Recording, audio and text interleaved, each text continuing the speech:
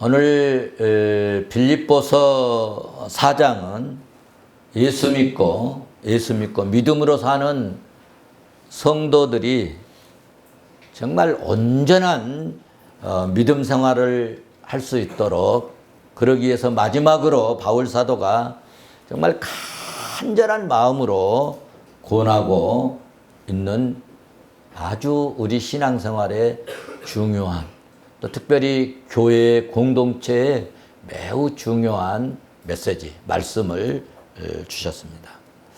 사랑하는 성도 여러분, 제가 매번 말씀을 드리지만 우리가 예수 믿고 믿음으로 이렇게 살게 된 것은 우연히로 된 것이다? 내 노력으로 된 것이다? 아니죠.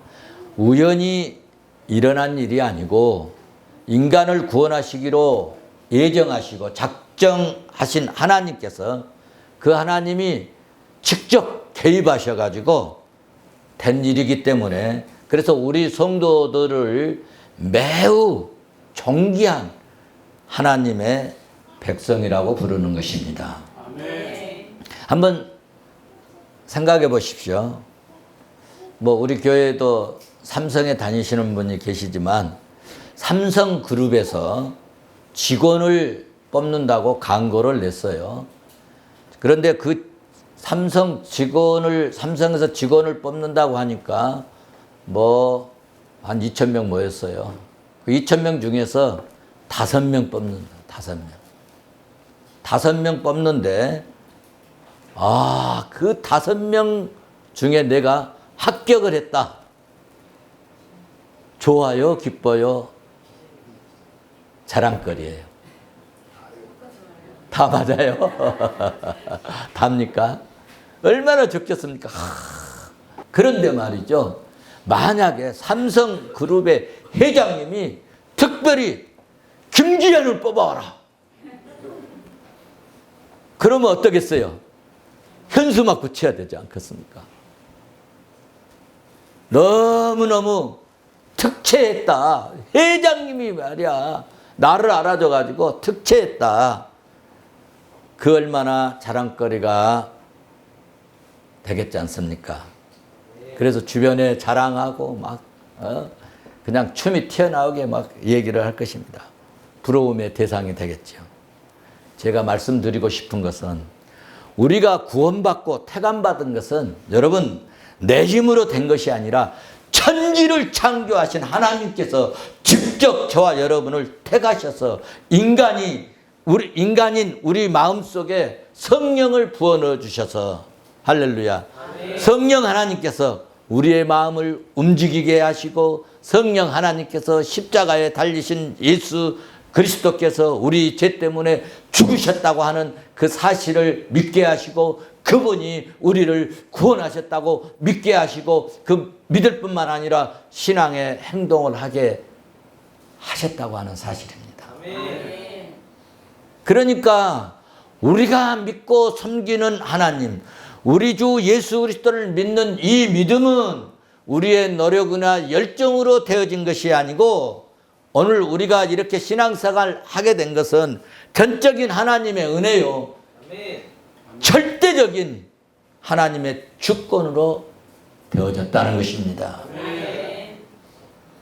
이것을 깊이 생각하면 생각할수록 기가 막힌 엄청난 축복의 사건인 줄로 믿습니다.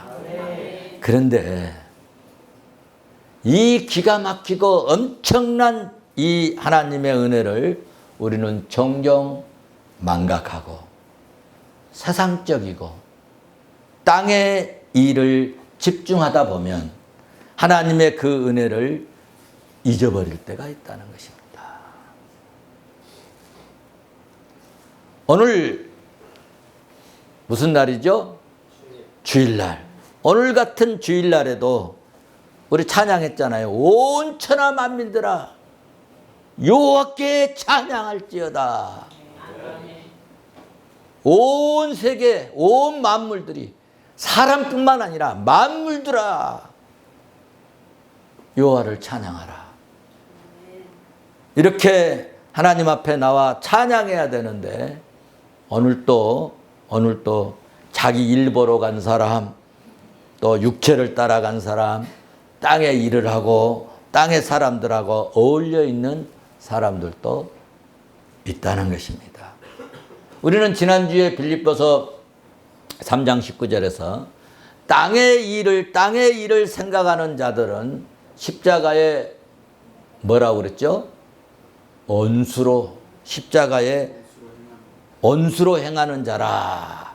그렇게 말씀을 했습니다. 그러므로 우리는 땅의 일보다는 하늘의 일에 집중해서 주님께 영광을 돌리고 주님의 기쁨이 될 수 있기를 주의 이름으로 축원합니다. 축원합니다.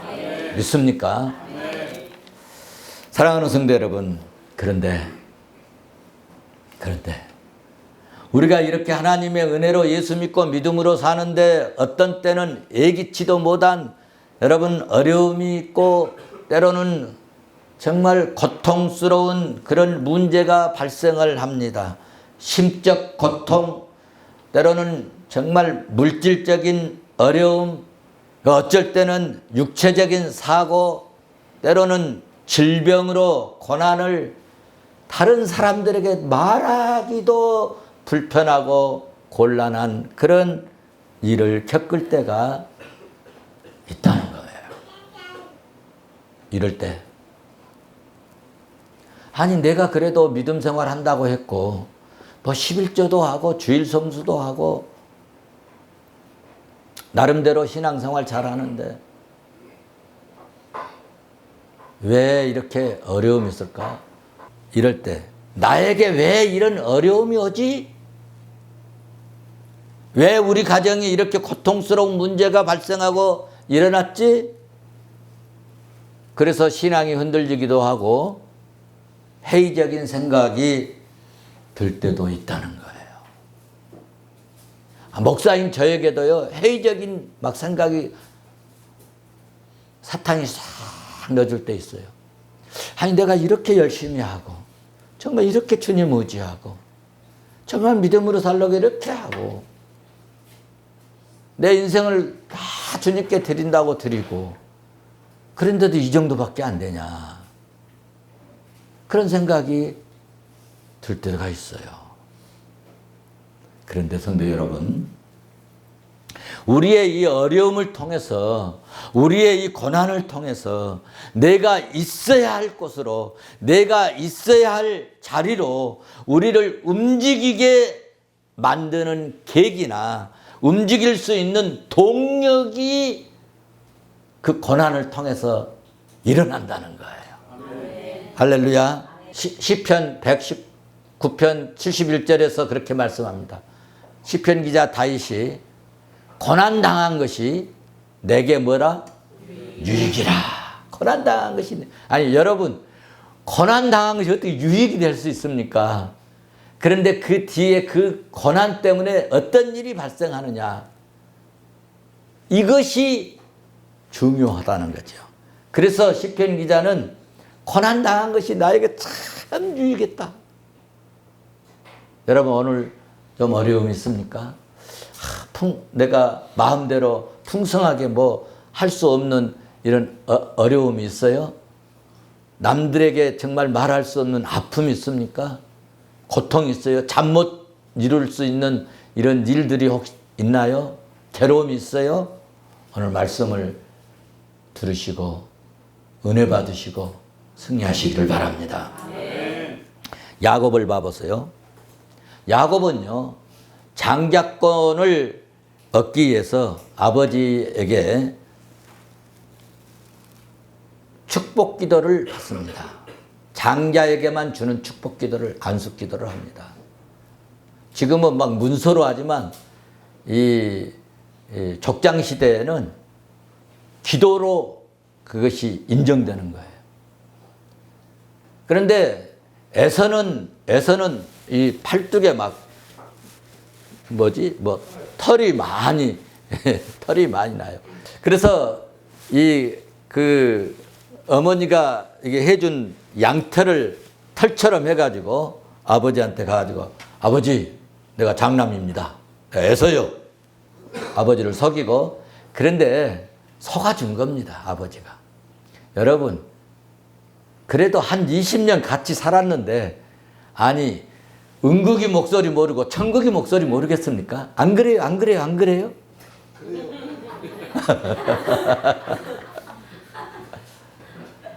아니, 그리고 이게 털 만지면은 이 몸에서 난 털인지 양털인지, 아니, 평생 목동하면서 살았는데 그거 모르겠어요? 모르겠어요?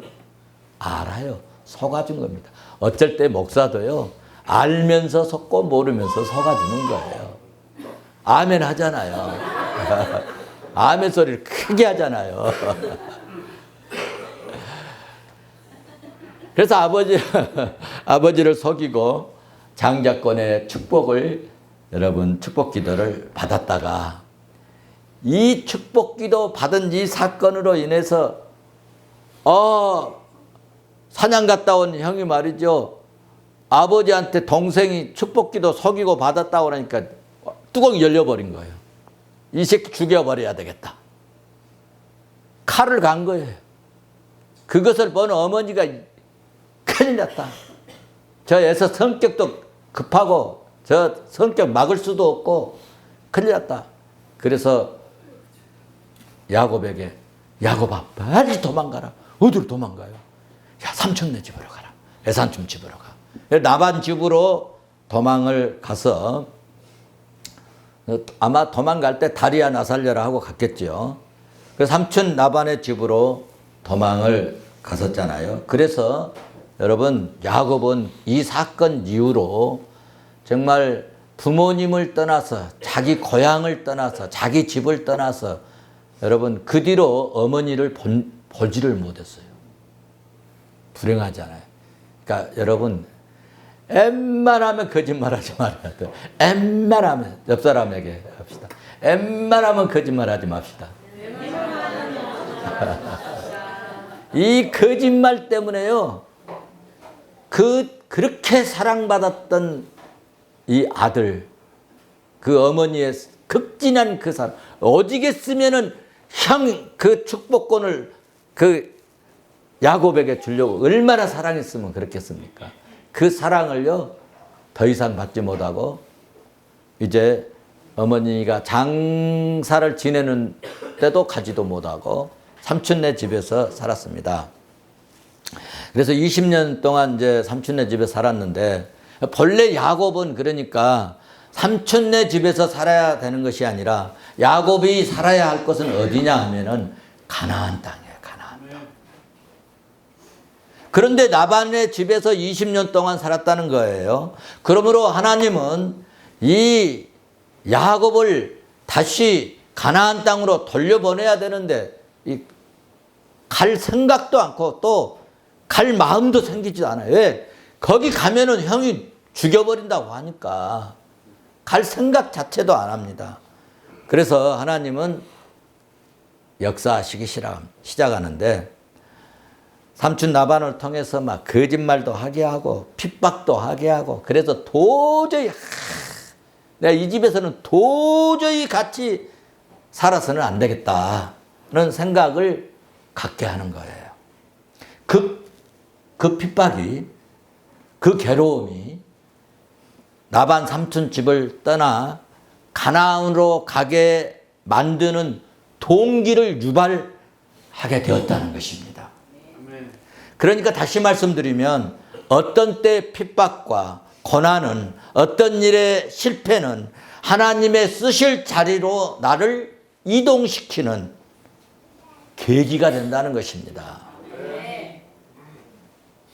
보세요. 야곱의 가정에는 평안한 날이 없었습니다. 왜 그랬을까요? 여러분, 한문으로 평안, 안자가 지붕 위에 여자가 몇이 있어요? 한 명 있잖아요. 그런데 이 집에는 여자가 몇 명이요? 둘만 있어요? 여럿 있어요, 여럿이. 그러니까 날마다 다투고 싸우고 시기하고 질투하고 하여튼 날마다 타스락거리고 싸우고 뭐 늘 가정이 늘 싸움터라고 봐도 된다는 거죠. 그래서 이걸 이제 여러분 잘 살펴보세요. 왜 그랬을까 하면 일단은 하나님의 섭리가 있었고, 특히 누구하고 많이 싸웠느냐? 레아와 라헬이 싸웠는데, 이 레아와 라헬은 뭐예요? 친자매예요. 친자매. 그러니까 레아와 라헬은 친언니, 친동생이지만은 이 둘이 시기와 질투로 무슨 관계가 됐어요? 뭐 원수 정도는 아닐지라도 라이벌 관계가 됐다. 라이벌 관계. 한 번도 의견이 일치한 적이 있었을까요? 없었을까요? 없었어요. 한 번도. 형이 이러자고 하면은 그래 언니 그러고 그러면 얼마나 좋아요? 그러면 반대를 위해서 반대합니다. 우리 여당과 야당하고 똑같아요. 반대를 위한 반대. 그런데 말이죠. 재밌는 게 있어요. 아버지 집을 떠나자라는 일에는 의견이 하나로 모였다고 하는 사실입니다. 그러니까 여러분, 어떤 사람은 망하는 일에 하나가 되고, 어떤 사람은 흥하는 일에, 복받는 일에, 은혜 받는 일에 하나가 되는데, 우리는 어떤 일에 하나 되어야 되겠어요?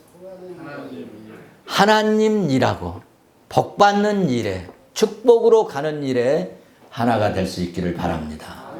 한번 마다합사하십시다. 하나님 일에 하나 되자. 복된 일에 하나 되자. 여보세요. 레아와 라헬은 적과 꿀이 흐르는 땅으로 가려는 일에 하나가 되었습니다. 축복의 땅으로 가려는 일에 하나가 되었다는 이야기입니다.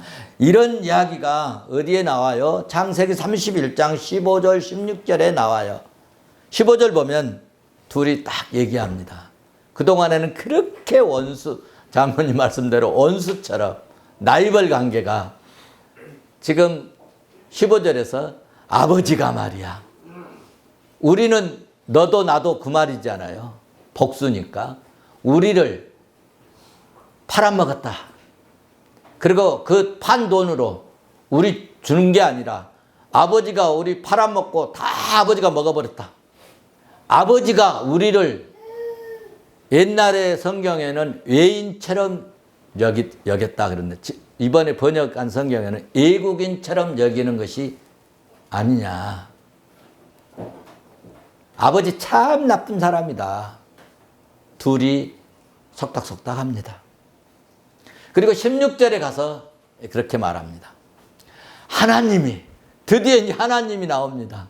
하나님이, 우리 아버지께서 취하여 가신 재물은, 아버지가 우리 팔아먹고 돈 다 가져간 그 재물은 우리와 우리 자식의 것이니 이제 하나님이 당신에게 이르신 일을 다 준행하리라. 무슨 얘기냐? 떠나자. 할렐루야. 여기서 보시면 레아와 라헬이 처음으로 하나님이 어쩌고 저쩌고 나옵니다. 두 여인 속에 하나님이 믿음을 넣어 주셨다고 하는 이야기입니다. 우리가 꼭 기억해야 할 것은 우리가 하나님의 뜻을 따라 살고요, 하나님 말씀에 순종하는 길을 걸으면 희한하게 나의 오래된 이런 엄청난 문제들이 해결되고 풀려지는 역사가 일어난다고 하는 사실입니다. 아멘. 할렐루야. 아멘. 참 신기하고 놀라운 일입니다. 그러므로 사랑하는 성도 여러분, 우리가 이 세상을 살아가면서 땅의 일에 우선하지 말고 하나님을 삶에 우선해 두자는 것입니다. 아멘. 한번 받아서 합시다. 하나님을 삶에 우선위에 두라. 믿습니까? 네. 주님이 말씀하셨잖아요. 마태복음 6장 33절에서 너희는 먼저 그의 나라와 그의 의를 구하라. 그리하면 이 모든 것을 너희에게 부어주시리라. 더하시리라. 할렐루야.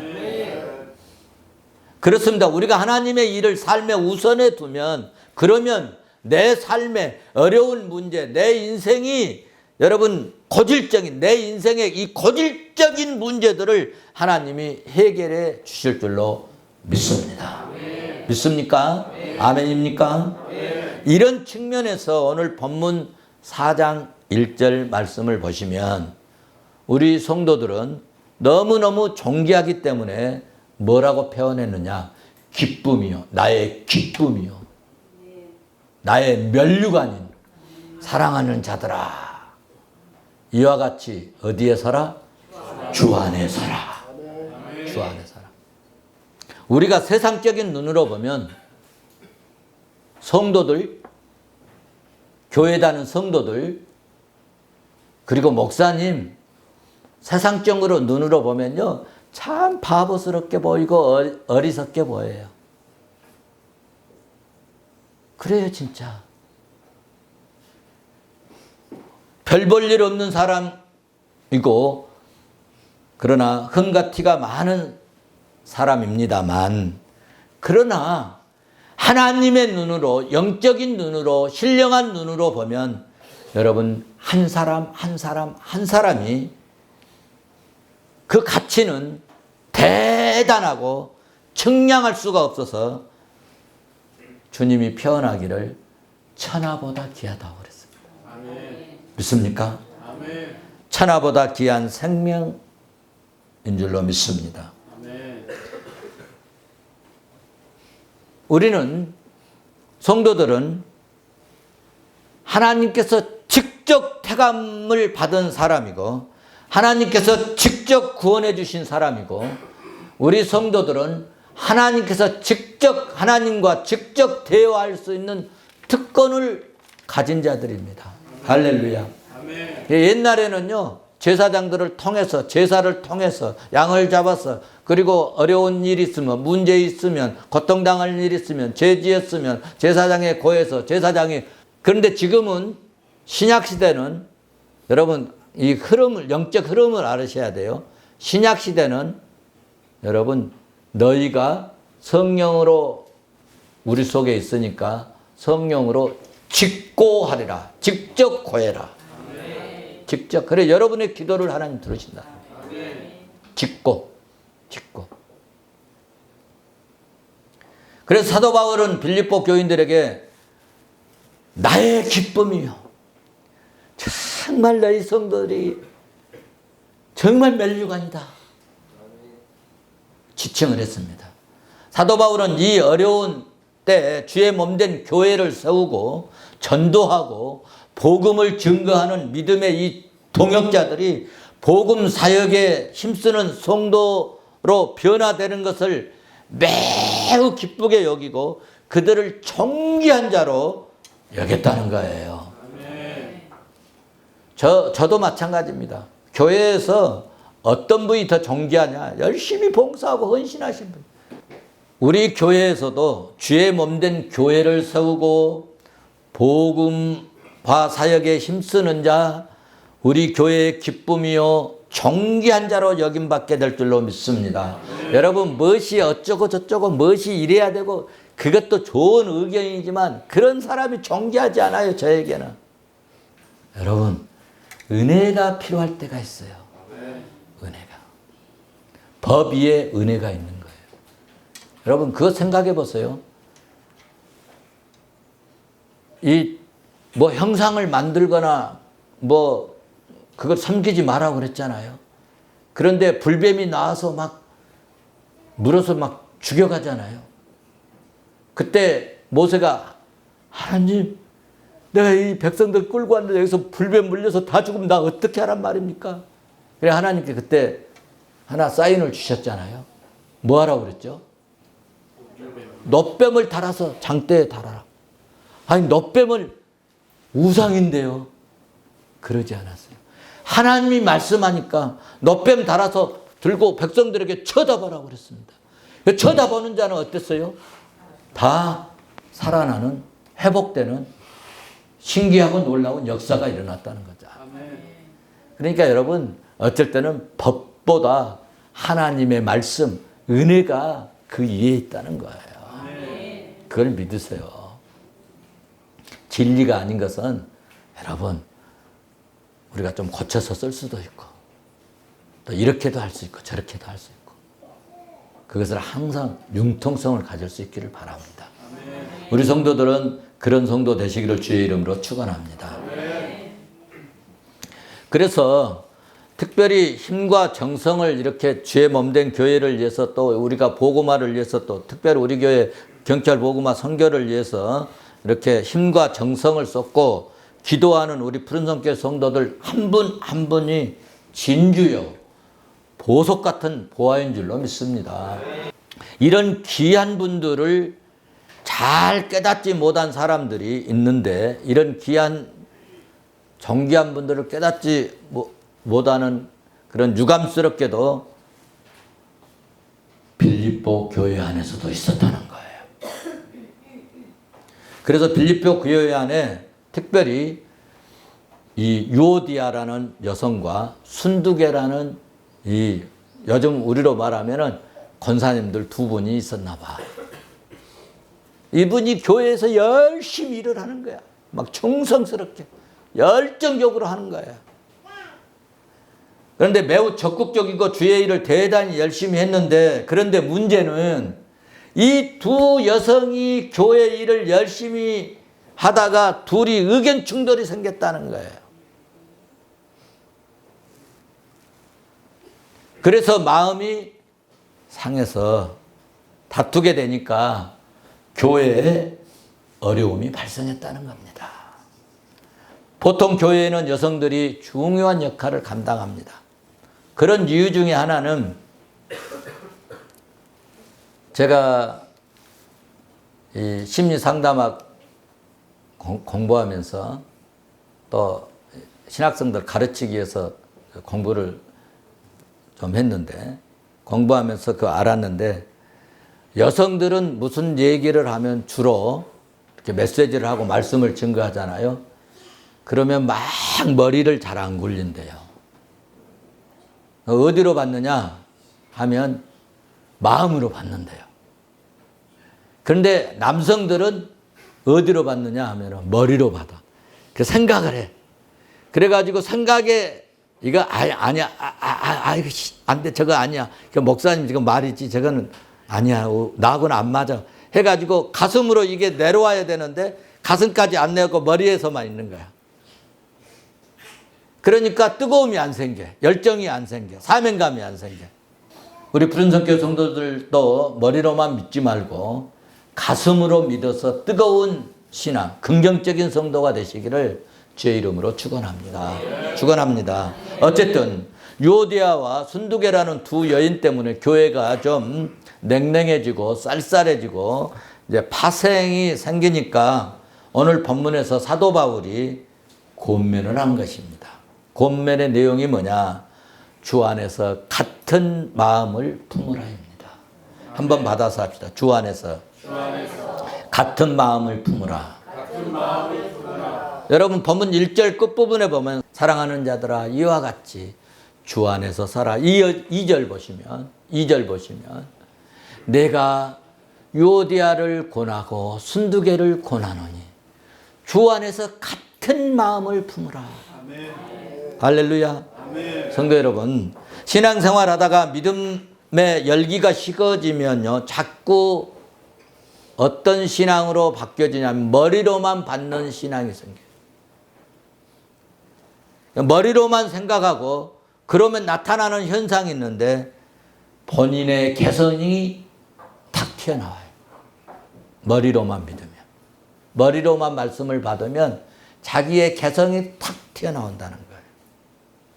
그래서 개성이 딱 드러납니다. 개성이 드러나게 되면 어떻게 되느냐? 자주 부딪힙니다. 개성끼리 부딪히니까 서로 부딪히는 거예요. 그래서 사도 바울은 두 여인에게 간절한 마음으로 권면을 합니다. 주 안에서 같은 마음을 품으라. 그래서 이제 제가 이 대목은 주석과 원문의 같은 마음이 뭘까? 무슨 마음으로 같은 마음을 품으라겠을까? 찾아봤어요.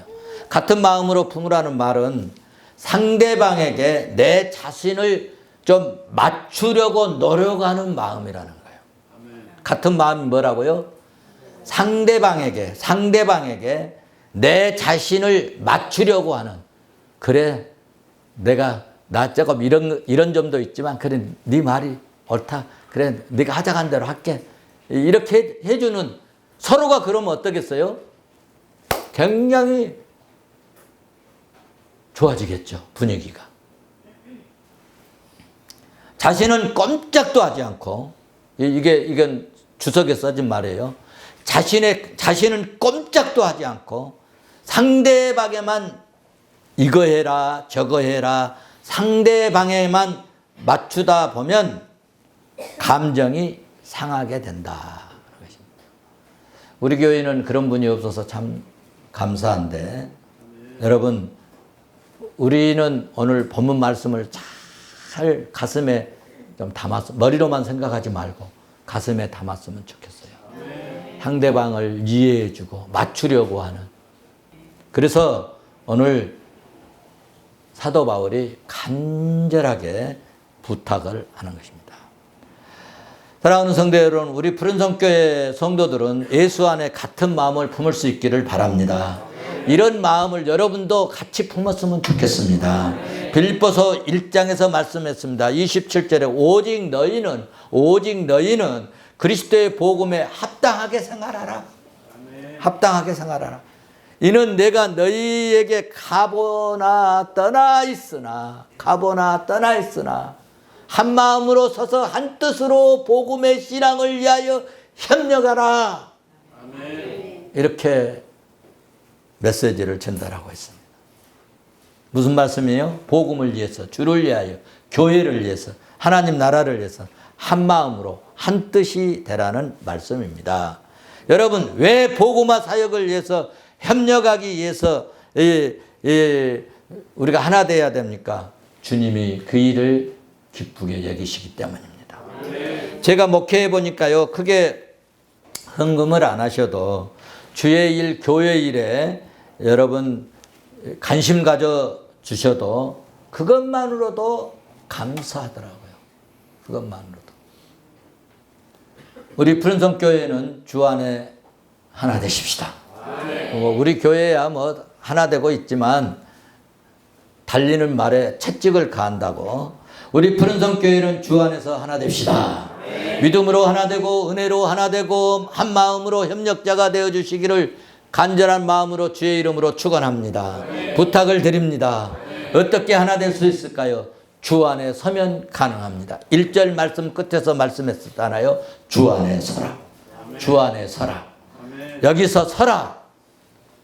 이것도 제가 찾아봤습니다. 헬라어로 스테코라는 단어를 썼는데, 진실되게 서라. 굳게 서라. 굳게 서다.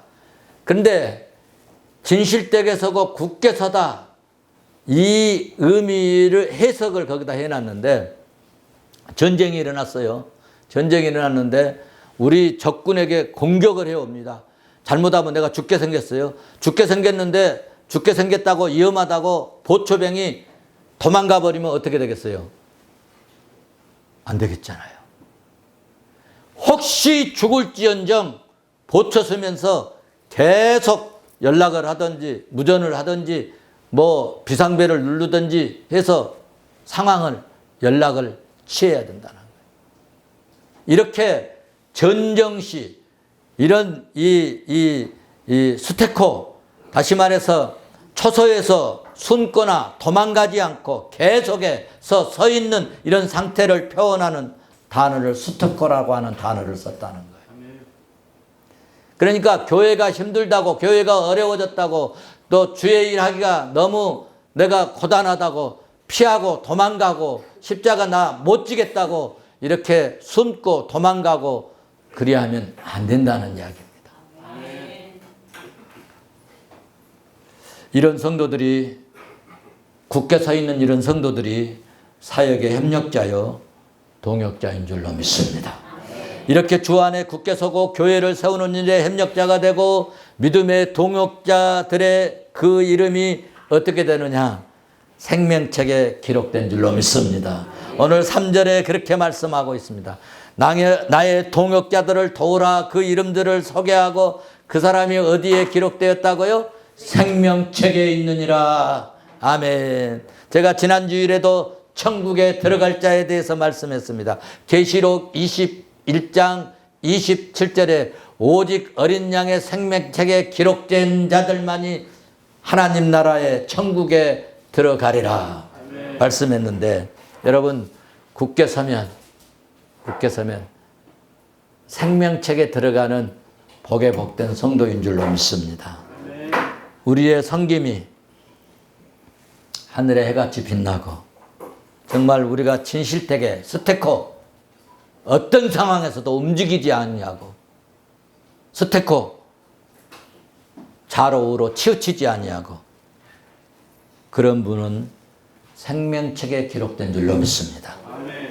그래서 우리의 이 섬김이 우리의 이 이름이 하늘의 별처럼 빛나고 생명책에 기록되고 그래서 우리가 마지막 날 주님 앞에 갔을 때 잘했다 칭찬해 주시고 일하면서 흘렸던 눈물 주님이 닦아주시는 그런 복 있는 성도가 되시기를 주의 이름으로 축원합니다.